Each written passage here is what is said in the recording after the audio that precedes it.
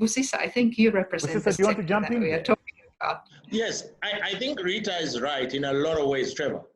The first thing is that we are just buying time. We are at the throes, we are just entering into a real outbreak. Why? Because winter. We know that this COVID-19 virus proliferates in winter. It's already starting to get quite chilly here in Bulawayo, and it will get chillier and chillier. Places like Gweru, Trevor, you will know, I know. they can get very cold. Yeah. They can get very cold. So we are just at the throes.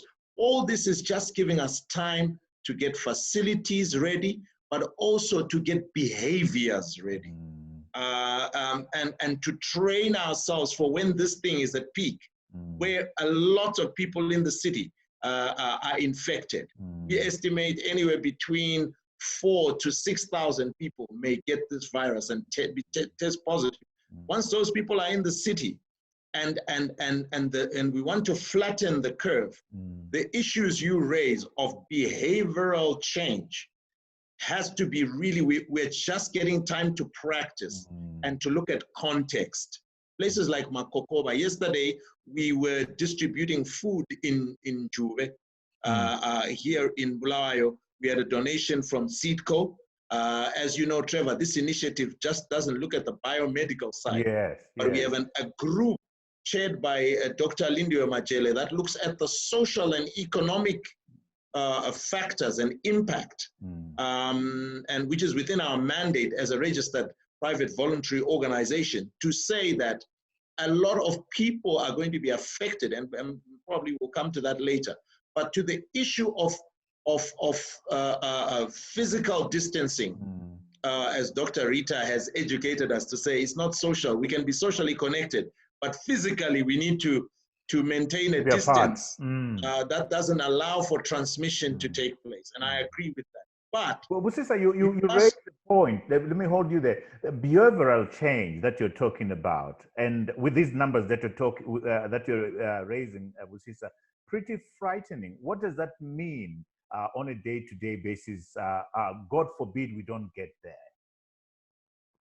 Trevor, we are all hoping, praying, wishing, desiring that we don't get there, but we must prepare for the worst. Prepare for the worst and hope for the best. Indeed. So behavioral change is absolutely central, but it's important that that behavioral change, Trevor, must be contextualized to our reality.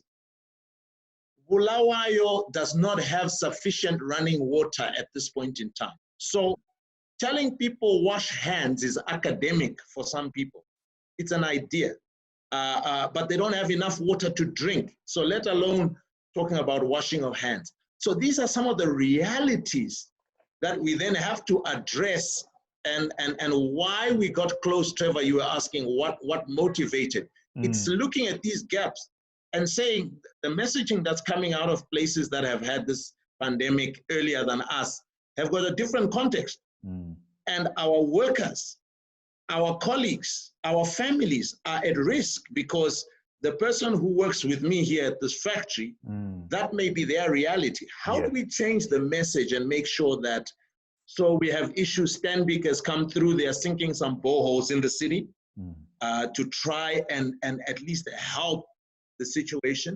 The Nyamandlovu Aquifer, if you remember, Trevor, some time ago, there were 70 boreholes that were sunk by private sector there, but that project was abandoned. You will remember the Matebeleland Water Project. We are saying, as part of this initiative, perhaps it's time to look at those issues. Or, and maybe, you know, people have been saying, well, how long will I Am for Bulawayo last? Will you wind up after COVID? If this pandemic is here on earth to stay, we have to make sure that with each wave, with each winter, we are prepared, and water is central to these issues. So we have to start addressing the reality of people living without running water, living in confined spaces, sharing a room in Makokoba across 12 people. What if one of them gets infected? What happens? Do we have a facility, even for a mild case? The person may be asymptomatic or a mild case. What happens in that context? Because if they stay among those 12 people, they are going to infect the others. And again, you are now the curve is actually going upwards exponentially, which is what we want to avoid. And so these are the conversations that we want to look at and say, let's prepare facilities, churches, colleges, boarding schools to be made available so that we have a realistic chance to your point, of flattening the curve. Busisa, as you're talking, being a Bulawayo boy, living in Harare, my heart sinks, when you're talking about people not having water and that kind of stuff. It would appear to a very large extent, Busisa, that COVID-19 is asking us to repress the reset button on a number of issues, to begin to interrogate where we are as a society in terms of infrastructure. In this day and age, in the 21st century, not to have running water, those are some of the things I think that COVID-19 is asking us to be alive to. Am I right, Busisa? 100%, Trevor. It's forcing us to think about issues that not just government, Trevor, and I always start with the man in the mirror. It's us as corporates. It's you and I. Looked at you and I, Busisa. And how were we involved? Did I press? When Matebeleland Water Project was being talked about, did we get involved? Did we get concerned? Because now we've got a running water problem. It's not a council problem. It's all of us now that are in the problem. We've got an emergency on our hands. God forbid, if it takes 18 months to find a vaccine, it means we're going to have this winter and next winter.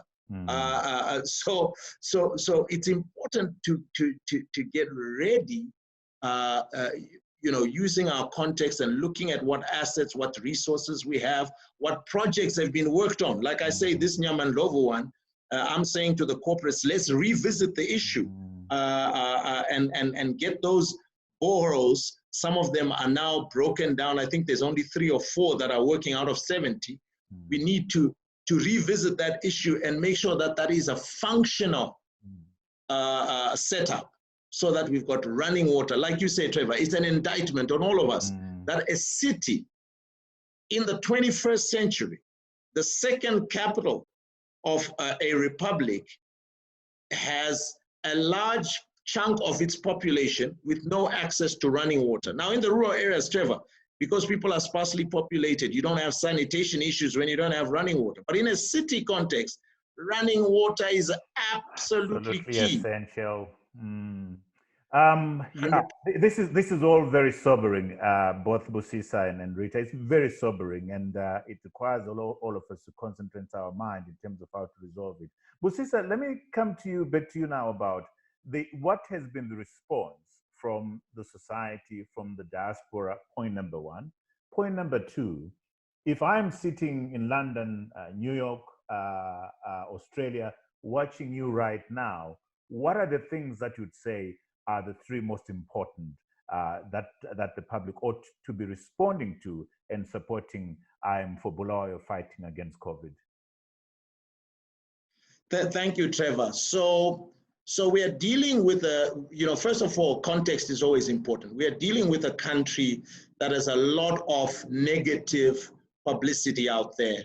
And so any initiative like this one, the first thing you meet is this negative energy to say, look, Zimbabwe has got these challenges, has got these problems. Why are you even bothering? Your initiative, your energy is going to go to waste. So that's been a challenge in getting off the ground. But we've been very fortunate in that everybody is concerned about COVID-19. And so the response has been, really astounding from all walks of life. We've had people, Trevor, we've had churches and just citizens of Bulawayo donating their time to go and clean that hospital because it hasn't been used for over 17 years. It was dusty. The grass was quite tall. They went in there at their own time. We just had to provide maybe lunches, but they went in there. So these are not big financial donations, but it shows the heart of the people that's in the city. We've also received quite a lot of good response from the corporate sector, people donating cash in kind, I can just raise a couple. Sure. Just proceed. You know, like Tregers, who have adopted the kitchen at Egusileni and said, we will put in the kitchen because just empty room at the moment, open stoves, geysers, sinks, and chairs to equip that kitchen. United Refineries Limited adopted the laundry there. BOC Gases has put up an oxygen tank, and I'm not talking about will, they have. Now they're just at the stage of testing to make sure that the lines, the pipes are up and running. RNL have donated 250,000 local currency. We've also seen companies like Bulawayo Bridge Railway, just to mention a few. Lots of corporates now rising up. Why? Because they realize, Trevor, that it's their workers that will benefit. Absolutely. It's their colleagues, it's their senior executives who are at risk. And what's the point, Trevor, of having a pile of money, RTGS, US dollars in a Nostro account, when all your workers are at risk? And so the response has been very positive. Diaspora, I mentioned that we're getting support from people in the diaspora. We have a gentleman, Brian Kagoro, who is based in South Africa, mobilized a whole bunch of old Gifford boys. That's cheering. I mean, that's such a beautiful story, man. The goodness of humanity coming out in difficult times, Busisa. Trevor, it's starting to look to me like we need to take this as an inflection point, a tipping point, a positive tipping point to collaboration. People that have Bulawayo, Zimbabwe at heart, who've wanted to do things but felt somehow it's not possible. We are also using this as a platform to mobilize, to get the attention back. We've seen what happens when countries, Trevor, go through these difficult times. People get deported. And so it's worth our while to start fixing the spaces around us. Absolutely. Our home. Yeah. 100%. I'm going to rush you into to saying, so I'm in Washington, I'm in New York. What do you want from me? What do you want from me? What are the priority areas, Busisa? Right. So our biggest needs right now is to get beds in, but these beds that are medically fit, pneumonia type beds, we need those, but those beds must have monitors around them. They must be equipped with monitors, ventilators. So it's a fully equipped bed to handle a COVID case. Right. The second area, and I mentioned that not because it's the most important, it's just logistically the most difficult for us and it may take the longest. But we also need things like protective clothing. Right now, Riitta mentioned the rapid response teams.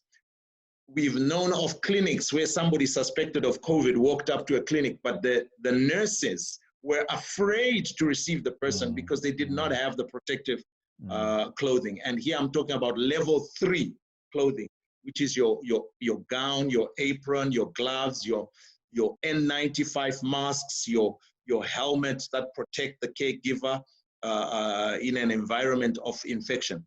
Another example is Mpilo Hospital. We didn't mention, Trevor, that Mpilo is doing the testing because they have a tuberculosis approved center at Mpilo Hospital, and that's been upgraded, approved by World Health Organization as a full testing center. I think Dr. Riitta mentioned that. But one of the key problems is when you are handling those samples, you need protective clothing.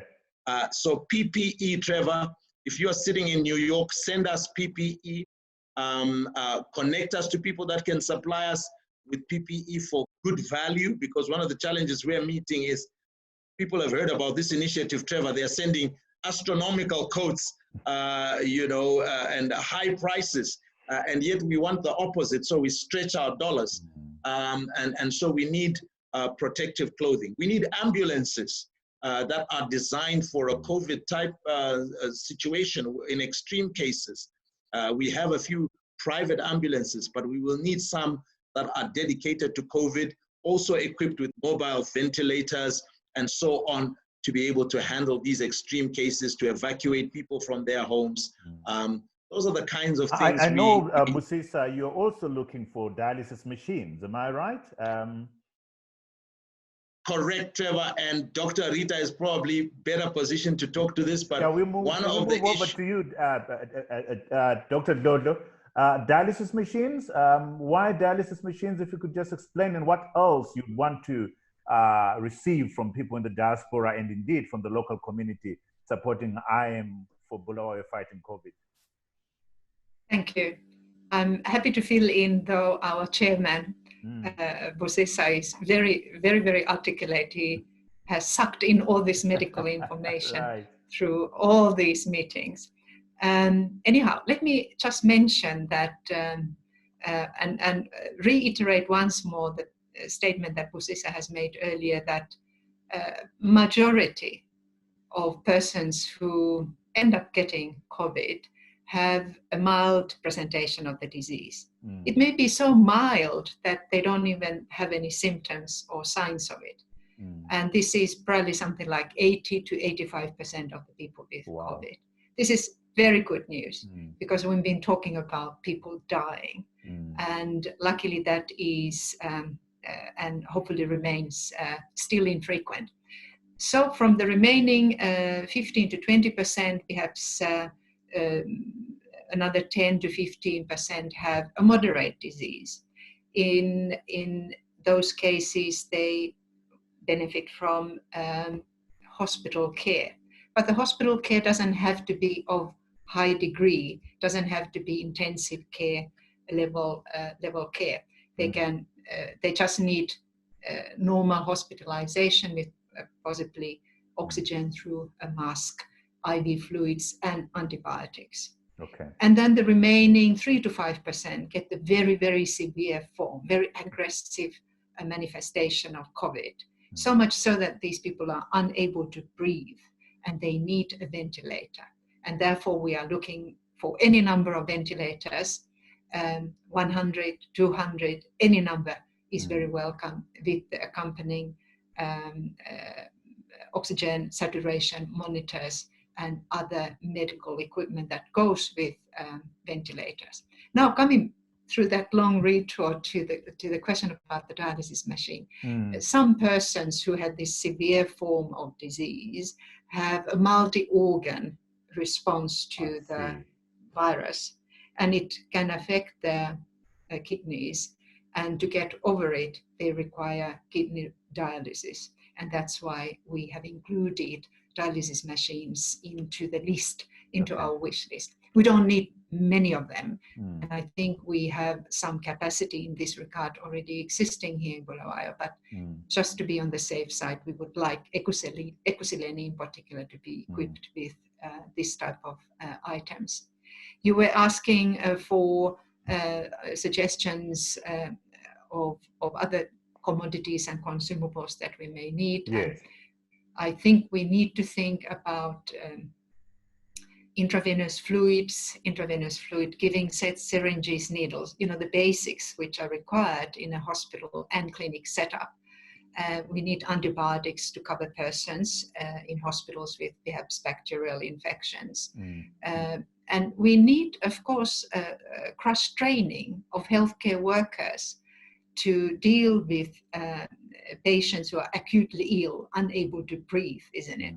And it may be frightening to many of us who are not used to that sort of frontline acute care. And we may need now everybody on the front lines rather than, for example, running chronic disease clinics, etc. There's also widespread fear among healthcare workers because this virus that causes COVID is airborne and it's spread from person to person through air. We have to deal with that. And one way to deal with it is to provide the appropriate personal protective equipment, the PPE that Busisa has explained, but also through training. We have to be able to understand what the risks are so that we don't fear everything, but we respect certain steps and certain procedures when we must be well protected. This fear, Trevor and Busisa also expressing themselves in a very ugly and unfortunate manner in our communities as stigma. So we look at each other now differently if we cough. instead of having the usual Ubuntu and asking, can I help you? What's wrong with you? Yeah. Exactly. So I think we have to turn these unfortunate events or phenomena natural. They are natural, but I think we need to recognize them and we need to deal with them again by providing factual, correct information and discussing, as we touched on earlier, what each and everyone can do in those circumstances. Absolutely. Busisa, let's go now to the issue you touched on earlier on.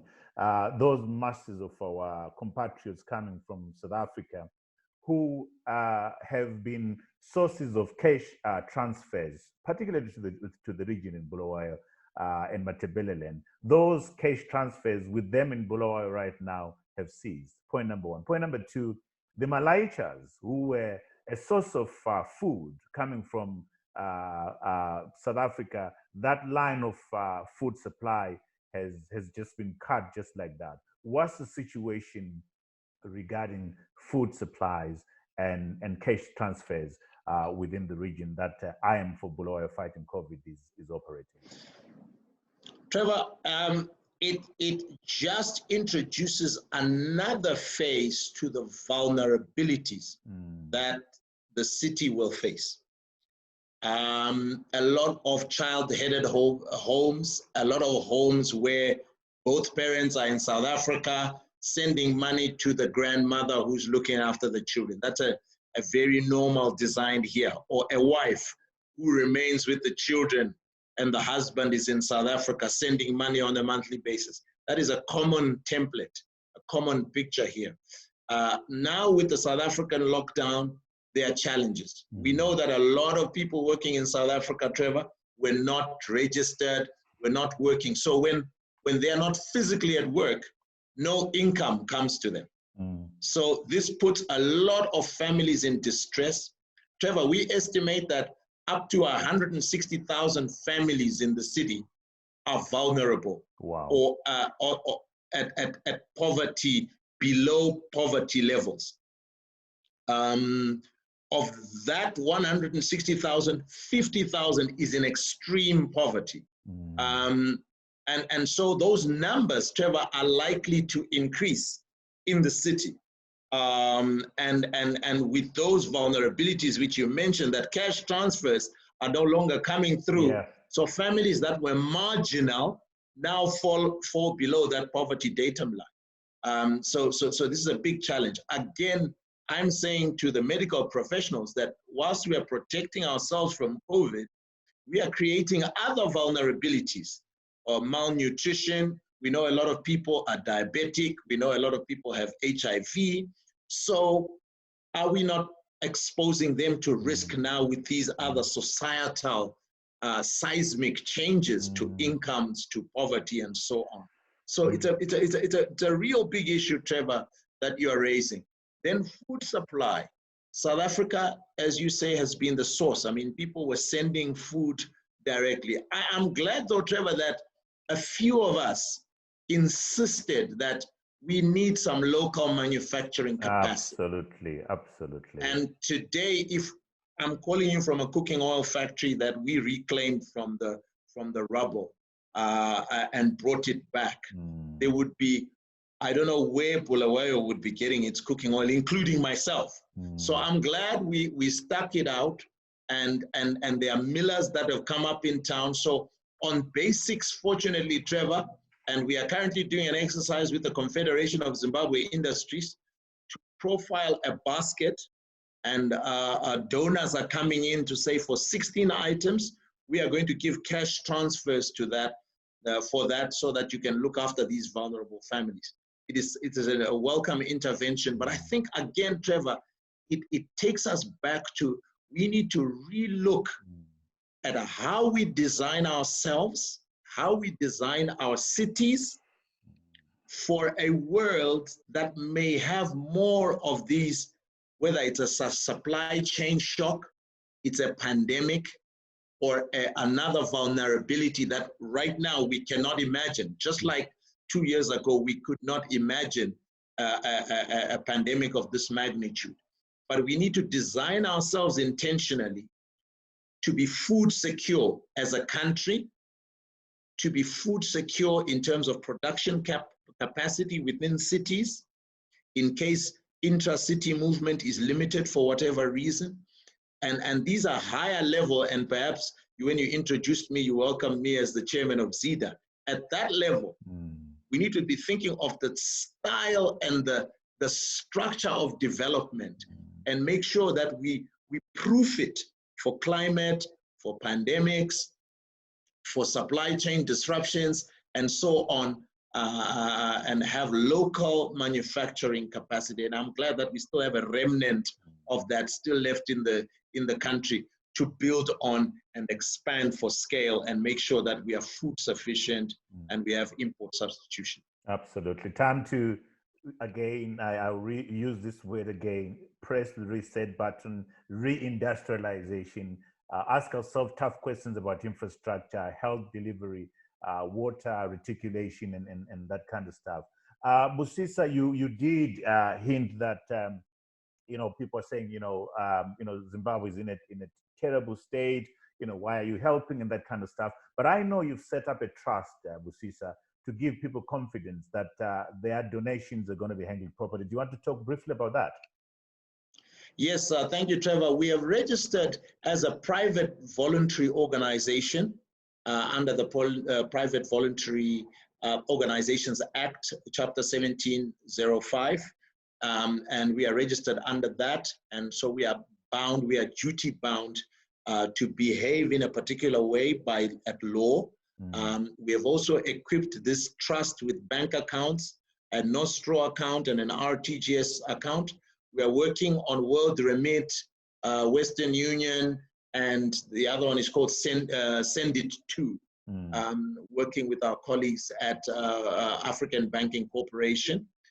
We have an accounting firm, P&A Chartered Accountants, which is handling all the accounting work. And again, according to the Private Voluntary Organizations Act, we are bound to give a certain minimum reporting standards. And so we've got this chartered accountancy firm. In addition to that, we have engaged Deloitte, and very grateful to them, who on pro bono have offered their audit services to audit all the affairs of the trust, all the assets of the trust, to give that assurance. We have legal counsel in the form of a law firm that is known to many, that is Coughlin and Welsh. The senior partner there is Mr. Promise Nube. And so that's how we've structured. Our secretariat at present is run through the office on 104 Samuel Paririnyatwa, which is the old Barrow Street for those that come from our generation, Trevor, Barrow Street, and that's Industry House. CZI is running the secretariat. So if you have a donation in kind, you don't take it to my house, you are taking it to CZI, where it will be receipted, registered by our team that's ready and waiting there. Let me move over now to you, Nkosana. In terms of communication, what is it that you have at the moment? What platforms are you using? And ideally, what kind of help are you looking out from members of the public in Zimbabwe, on the continent, and across the entire diaspora? Yes, thank you, Trevor. From my little experience as an STC chairperson and also information secretary in the office of the MP for Njubelo Pengula constituency, is that inclusivity relies strongly on clarity. So for you to have inclusiveness, you need to have clarity of the message. So in terms of communication, we have made sure that people really understand the context that we are in. These are RAPSes. So what we need is proper resource mobilization, not only from the international community, even from the local people, including young people, contributing the little that we have via EcoCash or also via bank transfers as well. That is very, very important. And also, clarity relies solely on translation of the message into local languages. As long as the majority or the residents, they don't understand the context that we're operating in, it will be hard for them to then be part of the initiative. Therefore, being aware of that, we've made sure that our messaging is relevant to the key people that we're dealing with. For example, we've made sure that our messaging is in Ndebele, is in Shona, is in Nambia, is in Kalanga. And we've made sure that we come up with even dramas as well that are very informative, that while they are still at home, frustrated or ABCD, they're still able to listen to the information and understand what COVID-19 is all about and how it's going to affect all of us, including them. Then also moving forward in terms of our messaging, we bear in mind that young people are always spending time on Twitter and on Facebook. We've created such platforms for them. We have at COVID-19 Bulawayo, which is our Twitter handle. We have also our Facebook page where fighting COVID-19. I'm for Bulawayo Fighting COVID-19, which is our Facebook page as well. We've got a website for international community where they can visit that site for real-time data, for information, and the initiatives that we're doing. One thing I like about our messaging in terms of communication as well is that we've managed to involve everyone across political lines, across sectors. For example, we have David Coltart, who has come on board, has done a video as well. We have Yit Strick from the cricket side. We have Madlela from music. We have even the resident minister as well from Bulawayo. We have quite a number of people, Preslia Nguluwe from Twagas. So that messaging, as long as the majority, the community see people that they can relate to, talk about COVID-19, then they understand the intensity and the gravity of the situation that we are in. That each and every one of us has a role to play in preventing and containing the situation. And also moving forward again, sometimes resource mobilization does not only deal with humanitarian issues as well, but also a donation of skill and time, which is very, very critical. We have quite a number of young people who are skilled and expertise in many fields. Some have come up with even music videos.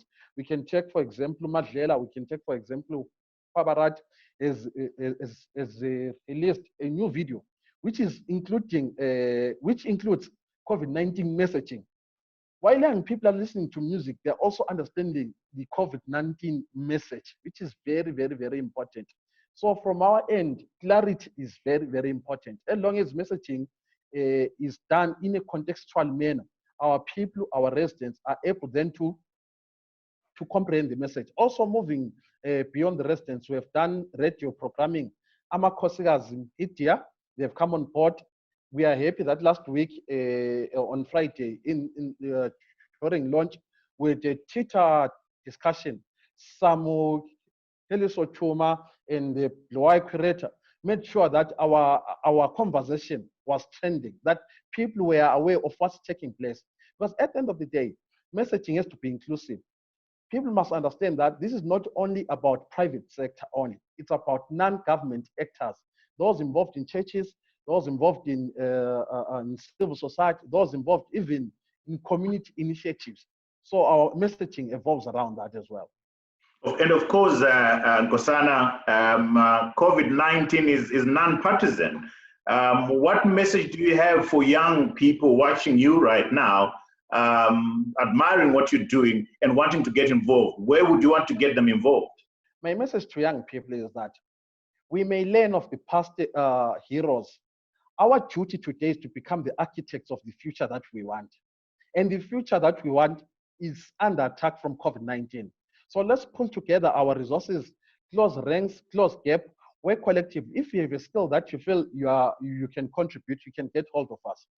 Possibly as well, when you get our flyers, our posters, forward them to your relevant groupings, be it business, be it church, be it what, please forward our messages. During this lockdown, make sure that when you come across COVID-19 related messages, spread the message and spread the love as well. Excellent. Dr. Dhlodlo, let me come to you for your parting shots. What would be your parting shots, your last remarks as we close this conversation? Thank you, Trevor and Busisa. Two sets of comments. Number one, I think it's excellent if all of us can already keep in mind the post-outbreak, the post-pandemic response. I think you've been mentioning resetting the button a number of times. So I want to reassure also our listeners and viewers that I am for Bulawayo is not going to go anywhere. even if COVID-19 would become a curable disease, as it may in the coming months, and even if a vaccine is found before long. But for now, here and now, I think some clear messages that I would like all of us to take back home and carry with us as we face our daily chores could be perhaps 3 or 4 points. Number one, let's respect the lockdown requirements and recommendations, and let's keep the physical distance and still maintain social connections within our families, our beloved ones, and our friends. Number two, when we are outdoors, when we leave our home premises, let's wear a homemade cloth facial cover. It will not protect the wearer from breathing in the pathogens that may be in the air, but it will very effectively stop the pathogens that may be coming out of our respiratory tracts escaping into the air that all of us share. And I emphasize that it would be very, very important that all of us wear these homemade or otherwise manufactured cloth masks rather than the medical PPE, because medical PPE is in short supply, not only in Bulawayo, not only in Zimbabwe, but worldwide. And as Busisa has said, an item which may have costed 50 US cents before COVID-19 now costs perhaps 10 or 15 times the same amount. So some degree of profiteering, I'm afraid, is taking place. And then number three is, let's wash our hands with water and soap. The water doesn't have to be running soap, running water, as we see in a number of TV adverts, etc. It can be water in a basin, water in a bucket.